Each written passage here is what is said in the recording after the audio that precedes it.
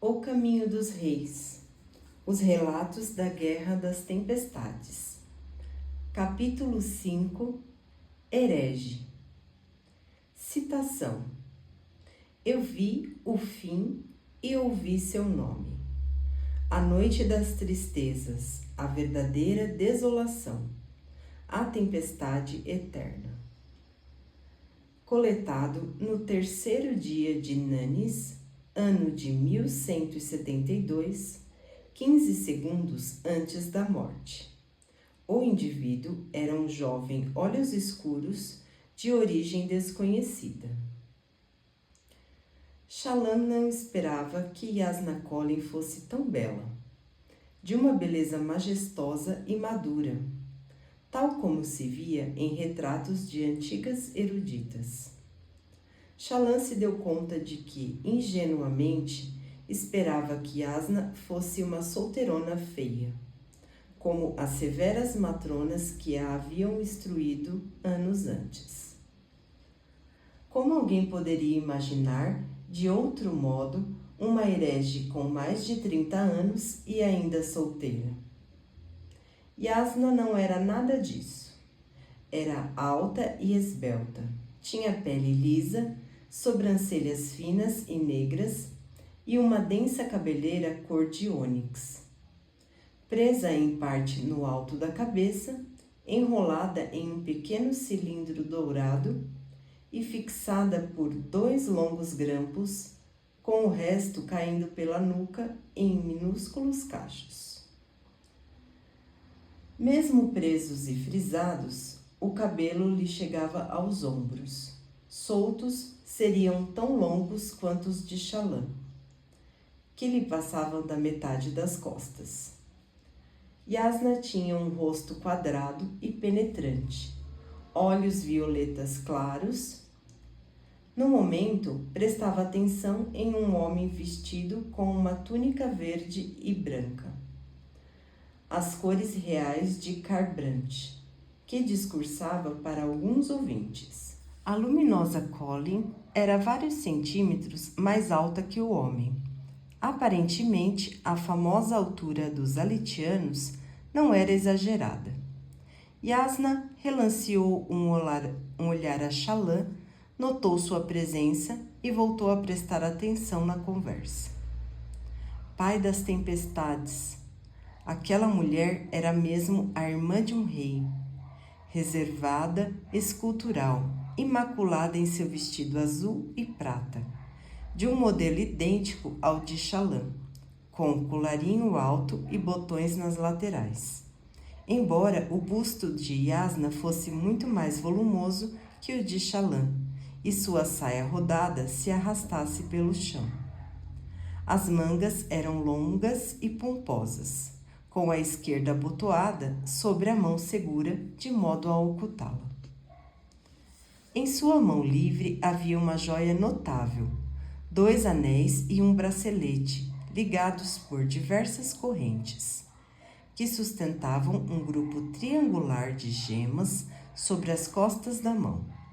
Era um transmutador, nome usado tanto para uma pessoa que realizava o processo, quanto para o fabrial que o tornava possível. Shallan se esgueirou para dentro da sala, tentando observar melhor as gemas grandes e brilhantes. Seu coração começou a bater mais depressa. O transmutador parecia idêntico ao que ela e os irmãos haviam encontrado no bolso interno do casaco de seu pai. Yasna e o homem de túnica começaram a caminhar na direção de Shallan, ainda conversando. Como Yasna reagiria agora que sua pupila finalmente chegara? Ficaria zangada com a sua demora?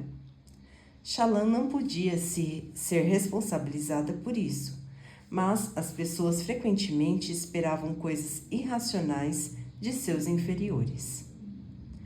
Como a grande câmara à entrada, aquele salão fora escavado na rocha, mas era mais ricamente mobiliado e seus candelabros ornamentados exibiam gemas que resplandeciam à luz. Em sua maioria, eram granadas violeta escuras, que estavam entre as pedras menos valiosas. Mesmo assim, o número de gemas por si só já faria o candelabro valer uma pequena fortuna. Mais impressionante para Chalan, no entanto, era a simetria do modelo e a beleza dos cristais que pendiam do candelabro. Quando Yasna se aproximou, Chalan pôde escutar parte do que ela estava falando. Percebe que esta medida poderia provocar uma reação desfavorável dos devotários, dizia ela, falando em aletiano.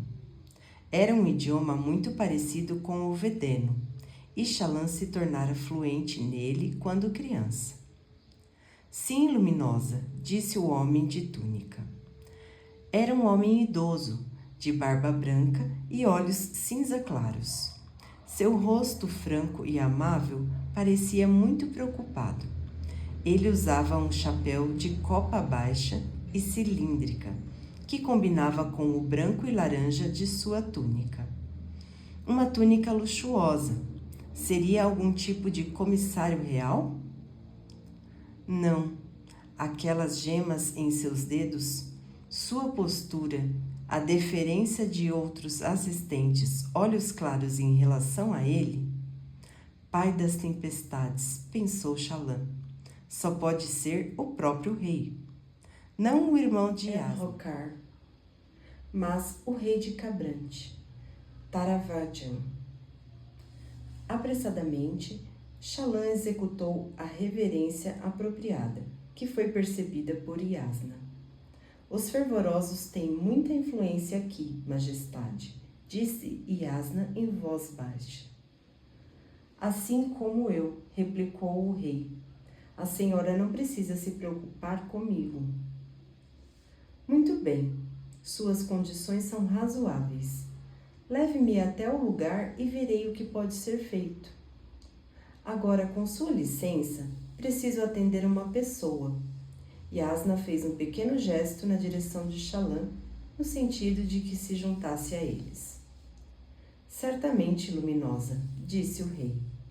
Ele parecia submisso a Yasna. Cabrante era um reino muito pequeno, somente uma cidade, enquanto Aletkar era um dos mais poderosos do mundo. Uma princesa aletiana podia muito bem se situar acima de um rei carbrantiano, em termos reais, dependendo do protocolo. Chalan se apressou em alcançar Yasna, que caminhava um pouco atrás do rei, enquanto este começava a falar com seus criados. Luminosa, disse Chalan, sou Chalan Davar, com quem a senhora marcou um encontro. Lamento profundamente não ter conseguido alcançar a senhora em Dumadari. A culpa não foi sua, disse Yasna, acenando com a mão. Eu não esperava que você chegasse a tempo. Mas não sabia ao certo para onde iria depois de Dumadari, quando lhe enviei aquela mensagem. Yasna não estava irritada, o que era bom sinal. Chalan sentiu um pouco de sua ansiedade se dissipar. Estou impressionada com a sua tenacidade, menina, prosseguiu Yasna. Sinceramente, não esperava que você me seguisse até tão longe. Depois de Cabrante, eu ia parar de lhe enviar mensagens, pois tinha presumido que você desistiria. A maioria desiste nas primeiras paradas. A maioria? Então era uma espécie de teste? E Chalan passara? Sim, realmente, continuou Yasna, pensando em voz alta. Talvez eu deixe você me apresentar uma petição para se tornar minha pupila. Chalan quase tropeçou de susto. Apresentar uma petição? Já não fizera isso? Luminosa, disse Chalan, eu pensei que... Bem, sua carta... Yasna a encarou. Eu lhe dei permissão para se encontrar comigo. senhorita Davar. Não prometi que ia aceitar você. A formação e os cuidados com uma pupila constituem uma distração para a qual eu não tenho muita tolerância nem muito tempo atualmente. Mas você veio de longe. Vou considerar seu pedido, mas quero que compreenda que minhas condições são estritas. Chalan disfarçou uma careta. Nenhuma impertinência, observou Yasna. Isso é um bom sinal. Impertinência luminosa, por parte de uma olhos claros? Você ficaria surpresa, disse Yasna secamente. Mas atitude somente não garantirá seu lugar. Diga-me, qual o seu nível de educação? Alto em algumas áreas, disse Chalan. Depois acrescentou, com certa hesitação, muito deficiente em outras. Muito bem, disse Yasna. À frente, o rei parecia apressado, mas sendo idoso, até seu passo acelerado era vagaroso. Então vamos fazer uma avaliação. Responda francamente e não exagere, pois eu logo descobrirei suas mentiras. Também não use de falsa modéstia. Não tenho paciência com bobocas. Sim, Luminosa. Vamos começar com música. Como você avaliaria seu talento? Tenho bom ouvido, Luminosa, disse Chalan com sinceridade. Sou melhor no canto, mas recebi treinamento na cítara e nas flautas. Devo estar longe dos melhores que a senhora já ouviu, mas também devo estar longe dos piores. Sei muitas baladas históricas de cor. Cante para mim um refrão de Melodiosa Adrene. Aqui? Eu não gosto de me repetir, menina. Chalan corou, mas começou a cantar. Não foi sua melhor apresentação, mas sua entonação foi cristalina e ela não tropeçou nas palavras. Bom, disse Yasna, quando Chalan parou para tomar fôlego. Línguas? Chalan se atrapalhou por alguns momentos, tendo que desviar a atenção de sua tentativa frenética de se lembrar do verso seguinte. Línguas? Falo aletiano fluentemente, é óbvio, disse ela. Leio razoavelmente taileno e falo azixiano bem. Consigo me fazer entender em selaiano, mas não leio nada. Yasna não fez nenhum comentário. Chalan começou a se sentir nervosa. E quanto à escrita? Perguntou Yasna. Conheço todos os glifos maiores, menores e temáticos, e sei pintá-los caligraficamente. A maioria das crianças sabe. Quem já me viu pintando glifos, amuletos, os considerou impressionantes. Glifos, amuletos? Respondeu Yasna. Pensei que você quisesse ser uma erudita, não uma veiculadora de superstição tola. Eu mantenho um diário desde criança, prosseguiu Chalan, para praticar minha redação.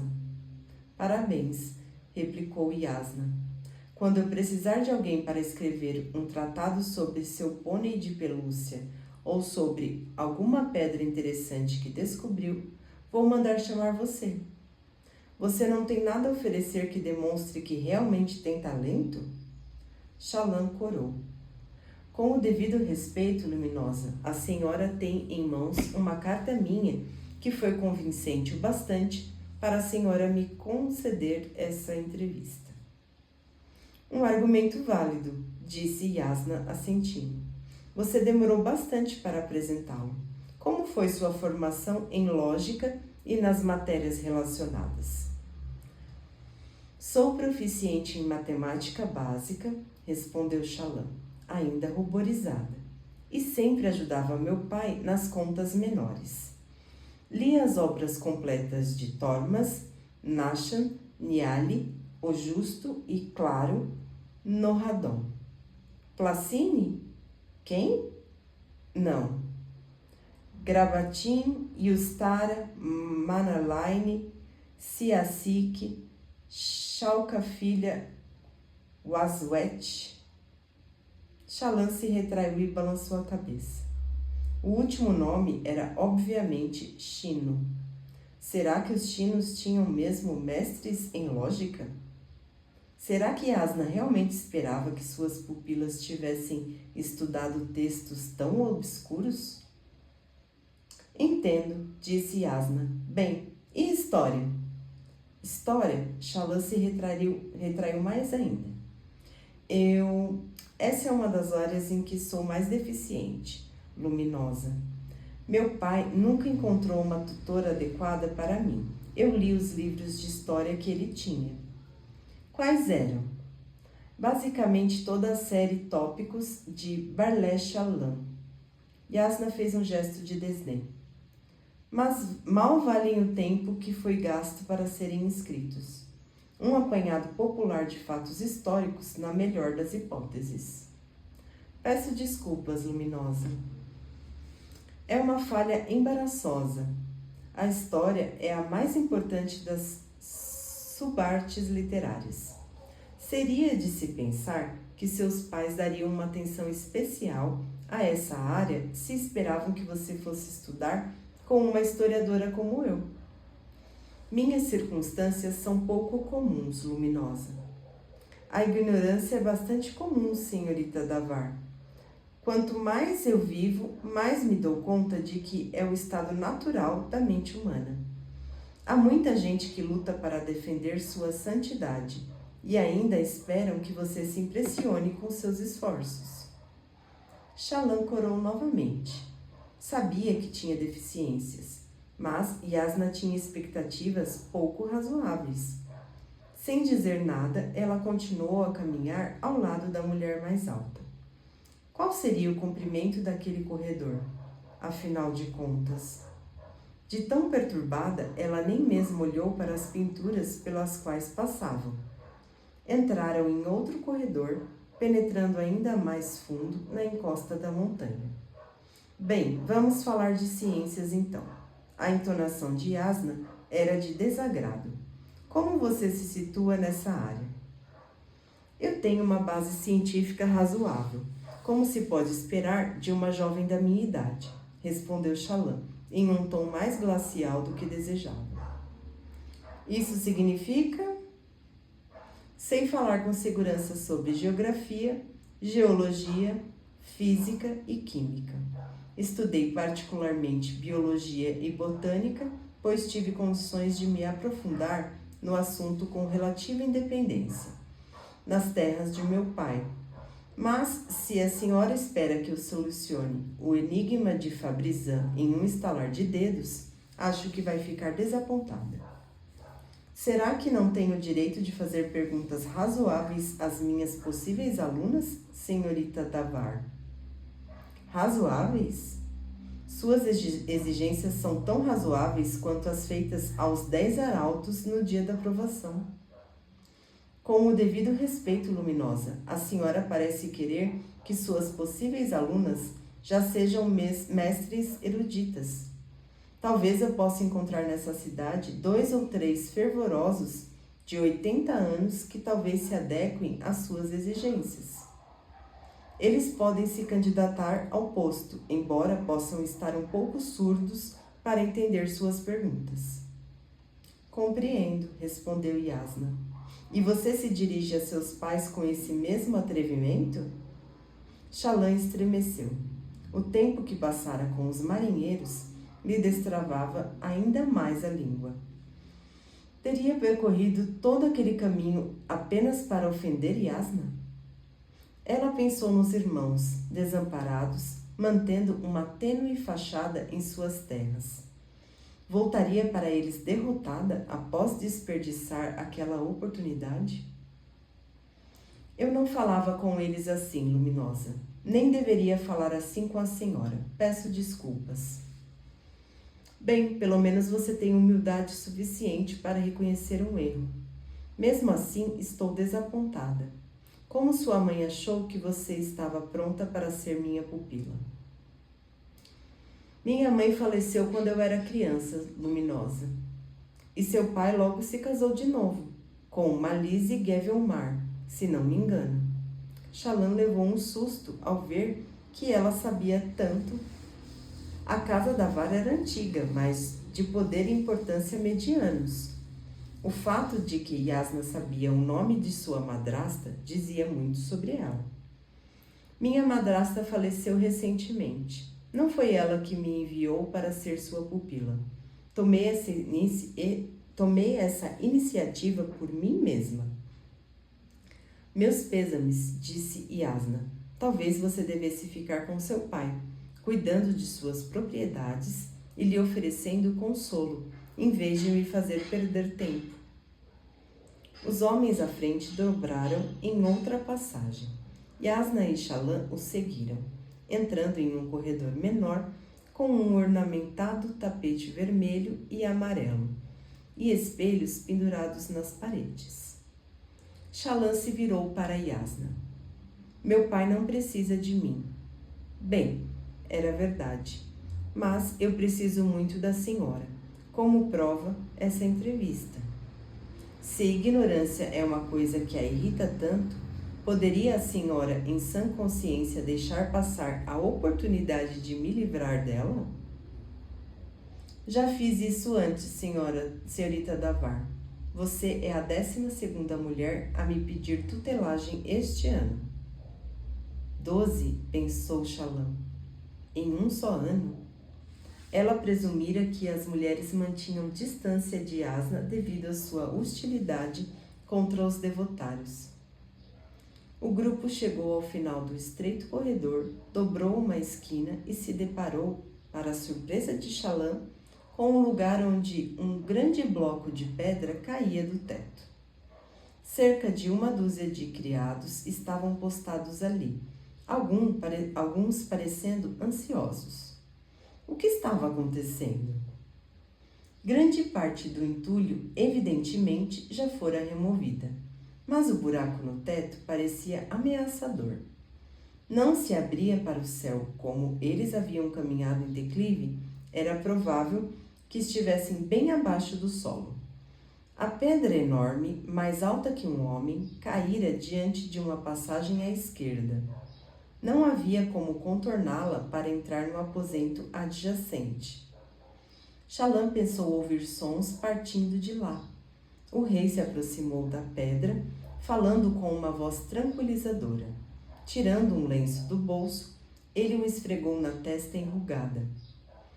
São os perigos de se viver em um prédio entalhado diretamente na rocha, disse Yasna, apressando o passo. Quando isso aconteceu? Aparentemente, ela não fora chamada à cidade com aquele propósito. O rei estava apenas tirando proveito de sua presença. Durante a última grande tormenta luminosa, disse o rei, balançando a cabeça e agitando seu fino e caído bigode branco. Os arquitetos do palácio podem abrir caminho até o aposento, mas isso levaria tempo e a próxima grande tormenta está prevista para daqui a alguns dias. Além do mais, quebrar a pedra poderia causar a queda de outras partes do teto. Pensei que Kharbrandt estivesse protegida das grandes tormentas, Vossa Majestade, disse Shallan, o que lhe deu um olhar por parte de Yasna. O que lhe valeu um olhar por parte de Yasna? A cidade é abrigada, minha jovem, disse o rei, mas a montanha rochosa atrás de nós é fortemente castigada pelas tempestades. Isso às vezes provoca avalanches do outro lado, o que, por sua vez, faz todas as encostas estremecerem. Ele olhou para o teto. Desmoronamentos são muito raros, e nós pensávamos que esta área era bem segura, mas é de pedra, disse Yasna, e não há como prever veios quebradiços ocultos sobre a superfície. Ela inspecionou o monólito que caíra do teto. Isso vai ser difícil. Provavelmente vou perder uma pedra focal muito valiosa. Começou o rei, limpando a testa novamente. Se pelo menos nós tivéssemos uma espada fractal... Yasna o interrompeu com um aceno de mão. Eu não estava tentando renegociar nosso acordo, Majestade. O acesso ao palaneu vale o custo. Será necessário que o senhor mande alguém trazer alguns trapos molhados. Peça que a maior parte dos criados vá para a outra ponta do corredor. Talvez seja melhor que o senhor espere lá também. Vou ficar aqui, disse o rei, causando objeções entre seus criados. Inclusive um homem grande que envergava uma placa peitoral de couro preto. Provavelmente seu guarda-costas. Não vou me esconder como um covarde enquanto minha neta está presa lá. Não era de admirar que ele estivesse tão ansioso. Yasna não discutiu mais. Shallan leu em seus olhos que o fato de o rei estar arriscando a vida não lhe importava. Aparentemente, o mesmo se aplicava a Shallan, pois Yasna não a mandou se afastar. Os criados se aproximaram com os panos molhados e os distribuíram. Yasna recusou o que lhe foi oferecido. O rei e o guarda-costas usaram os seus para cobrir o nariz e a boca. Shallan pegou um. Qual seria o objetivo daquilo? 2 criados passaram alguns panos molhados por uma fresta entre a rocha e a parede, para que os que estavam aprisionados no outro aposento, em seguida, todos se afastaram às pressas pelo corredor. Yasna tateou o pedregulho. Senhorita Davar, que método você usaria para descobrir a massa dessa pedra? Shallan hesitou. Bem, suponho que perguntaria à Sua Majestade. Seus arquitetos provavelmente já fizeram o cálculo. Yasna inclinou a cabeça. Uma resposta elegante. Eles calcularam, Majestade? Sim, luminosa Colin, disse o rei, aproximando-se 15.000 cavalos. Aproximadamente 15.000 cavalos. Yasna olhou para Shallan. Um ponto a seu favor, senhorita Davar. Um erudito sabe que não deve perder tempo redescobrindo informações já conhecidas. É uma lição que eu mesma às vezes esqueço. Shallan se encheu de orgulho. Já tinha uma ideia de que Yasna não fazia elogios à toa. Seria um sinal de que a mulher ainda a estava considerando como pupila? Yasna levantou a mão livre, onde cintilava o transmutador. Shallan sentiu o coração acelerar. Nunca vira uma transmutação. Os fervorosos eram muito reservados no tocante ao uso de seus fabriais. E ela nem sabia que seu pai possuía um até o encontrarem. Claro que já não funcionava. Esse era um dos principais motivos de ela estar ali. As gemas inseridas no transmutador de Yasna eram enormes, das maiores que Shallan já vira, valendo muitas esferas cada.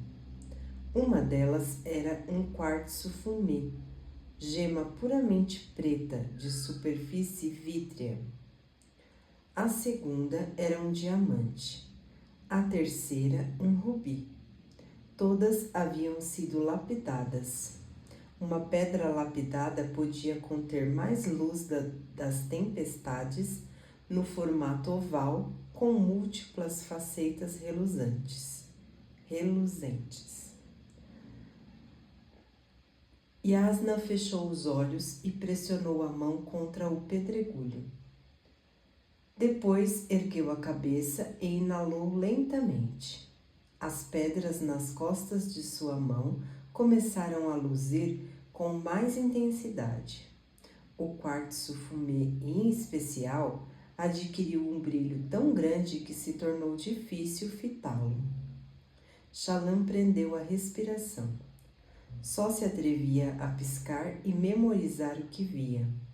Por um longo momento, nada aconteceu. Então, ela ouviu um som breve. uma vibração baixa, como se um grupo de vozes cantarolasse ao longe. Uma nota única e pura. A mão de Yasna penetrou a pedra. O pedregulho desapareceu. Um jato de fumaça preta tomou o corredor. O suficiente para cegar Shallan. Era como o resultado de 1000 fogueiras sendo apagadas e cheirava a madeira queimada. Shallan se apressou em cobrir o rosto com o trapo molhado, enquanto se punha de joelhos. Estranhamente, seus ouvidos pareciam tapados, como se ela tivesse descido de uma grande altura. Teve de engolir em seco para desbloqueá-los. Assim que seus olhos começaram a lacrimejar, ela os fechou com força e prendeu a respiração. Seus ouvidos se encheram com um som sibilante. O ruído cessou. Ela abriu os olhos e começou a piscar. Viu o rei e seu guarda-costas encostados à parede ao lado. Fumaça ainda se acumulava no teto, impregnando o corredor com o seu cheiro. Yasna permanecia de pé, com os olhos ainda fechados, alheia à fumaça. Seu rosto e suas roupas estavam cobertos de fuligem, que também deixara marcas nas paredes. Shallan já lera sobre o assunto, mas ainda estava impressionada. Yasna transformara o bloco de pedra em fumaça, e como a fumaça era menos densa que a pedra, a mudança a dispersara em uma irrupção explosiva. Era verdade, Yasna de fato tinha um transmutador funcional e poderoso. 9 entre 10 transmutadores conseguiam efetuar algumas transformações limitadas. Criar água ou grãos a partir da pedra. Formar casas simples de um só cômodo a partir do ar ou de tecidos. Um transmutador mais poderoso como o de Yasna podia efetuar qualquer transformação. Literalmente converter qualquer substância em outra. Como os fervorosos deviam estar irritados com o fato de uma relíquia tão poderosa e sagrada estar nas mãos de uma pessoa alheia ao fervor. E uma herege, ainda por cima. Cambaleante, Shallan se levantou, respirando um ar úmido, mas limpo, através do pano sobre o rosto. Engoliu em seco outra vez, os ouvidos estalando novamente, enquanto a pressão do ar no corredor retornava à normalidade. Momentos depois, o rei correu para o aposento contíguo, agora acessível. Uma menininha, juntamente com diversas amas e outros criados do palácio, estava sentado no lado oposto da sala, tossindo. O rei a tomou nos braços. Ela era jovem demais para usar uma manga de recato. Yasna abriu os olhos piscando, como se momentaneamente desnorteada. Depois respirou fundo, sem tossir. Na verdade, até sorriu, parecendo gostar do cheiro da fumaça. Virou-se então para Shallan, concentrando-se nela. Você ainda está esperando uma resposta. Receio que não vá gostar do que vou dizer. Mas a senhora ainda não terminou de me testar, disse Shallan, forçando-se a ser corajosa. Com certeza a senhora não vai emitir um julgamento até terminar. Não terminei? Perguntou Yasna, franzindo a testa. A senhora não me fez perguntas sobre todas as artes femininas. Deixou de fora a pintura e o desenho. Nunca me foram muito úteis, mas fazem parte das artes, respondeu Shallan, sentindo-se desesperada. Era o domínio em que era mais proficiente. Muitos consideram as artes visuais como as mais refinadas de todas. Eu trouxe meu portfólio. Posso mostrar à senhora do que sou capaz. Yasna franziu os lábios. As artes visuais são uma frivolidade. Já analisei os fatos, menina, e não posso aceitar você. Sinto muito. Shallan sentiu o coração apertado. Majestade, disse Yasna para o rei, eu gostaria de ir ao Palanel. Agora? Disse o rei, embalando sua neta. Mas vamos ter um banquete. Agradeço o convite, mas tenho abundância de tudo, menos tempo. Claro, disse o rei. Vou levar a senhora pessoalmente. Obrigado pelo que fez. Quando eu soube que a senhora havia solicitado a entrada, ele continuou a tagarelar com Yasna, que o seguiu mudamente pelo corredor, deixando Shallan para trás. Shallan apertou a bolsa contra o peito. 6 meses de busca para acabar assim. Frustrada, ela apertou o trapo, fazendo escorrer água fuliginosa por entre os dedos. Tinha vontade de chorar. Era o que teria feito se ainda fosse a menina que era 6 meses atrás. Mas as coisas haviam mudado. Ela havia mudado. Se falhasse, a casa da Var cairia. Shallan sentiu sua determinação se redobrar, embora não conseguisse impedir que algumas lágrimas de frustração lhe escorressem pelos cantos dos olhos. Não desistiria até que Yasna fosse forçada a acorrentá-la e pedir que as autoridades a levassem. Com passadas surpreendentemente firmes, ela caminhou na direção seguida por Yasna Collin. 6 meses antes, explicara aos irmãos um plano desesperado. Ia se tornar pupila de Yasna Collin, erudita e herege, não pelo aprendizado, não pelo prestígio, mas para descobrir onde Yasna guardava seu transmutador. E então o roubaria.